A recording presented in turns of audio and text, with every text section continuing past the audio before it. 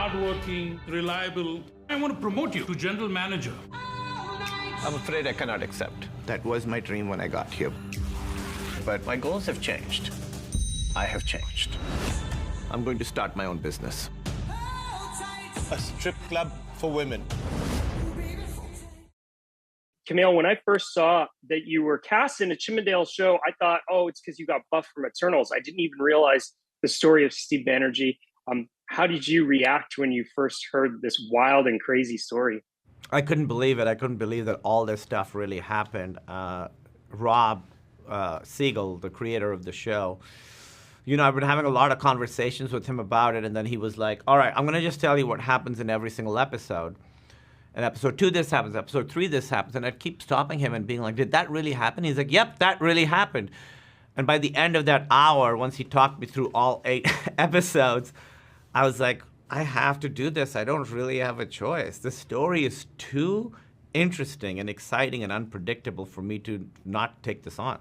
Kumail, why do you think we're drawn to these tragic tales of downfall?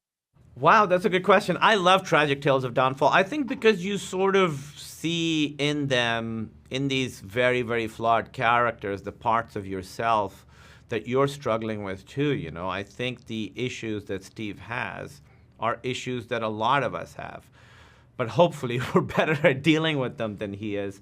So I think that sort of glimpse into the darkness of other people is compelling to us because we all have that within us. We all have a little bit of that. So I think it sort of connects you to them a little bit. We all have thoughts that we don't want to say out loud, and we all have thoughts that we don't act on. But I think it's a little bit exciting to see people act on those thoughts. When I watched the first episode, I was really rooting for Steve. I didn't actually know right away how dark things are going to get. I discovered that after watching a few more episodes and Googling. Kumail, did you relate to his ambition though at all? I did. I'm so glad that you were rooting for him. That was the idea, I wanted to have a person who you root for in the beginning and the same person at the end. He's changed in some ways, but in some ways he's not. And the same things that you root for in the beginning are the things that repulse you at the end, the exact same things.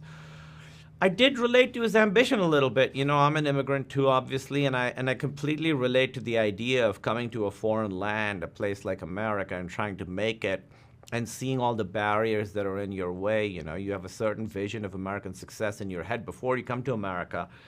And then there's the reality of American success, and the fantasy and the reality, the way they sort of bump into each other is something that I've really, really thought a lot about and dealt with in my own life. So that ambition was really my way into it. Like, I completely understood, I want to come here and make it, and then seeing the reality and being like, oh, this is going to be much harder for me than it is going to be for most people.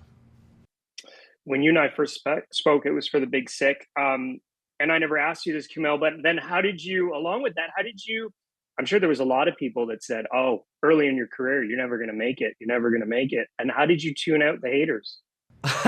This probably isn't a positive way to deal with it, but I don't tune it out. I use it as kind of fuel, like a lot of my engine is trying to prove those people wrong. Like, it's not great to say, but I remember everyone that took a chance on me when they didn't have to, but I also remember all the people that didn't see that were sort of against me. I do remember that. Nothing personal against them, but I remember all the negative stuff people said about me, and part of the reason that I want to do well is to prove them wrong. So there's a positive aspect to it, but there is this other sort of negative aspect to it too.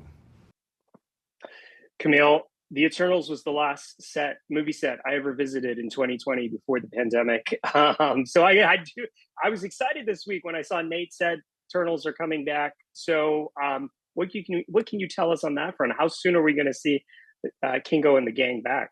I don't know, honestly. I read that when you read it. I was like, oh, wow, Nate, I'm glad you said that. I really genuinely have no idea. I like the direction the MCU is going. I just saw the new Black Panther, and I thought is just so fantastic, so moving. I've never seen a huge blockbuster that had so much emotion in it. But I genuinely have no idea when or if Kingo's coming back. All right. So nobody tells you block off 2 months in 2023. No one. I mean, if it was happening in 2023, I would have heard by now. So I don't think it's happening in 2023 at least. We have to call the cops. No, we do not call the cops! Mr. Banerjee, this is the FBI. I'm the boss! You're a murderer! I have everything. I regret nothing. I'm going to burn his place to the ground. You a bad man, Mr. Banerjee. You ain't seen nothing yet.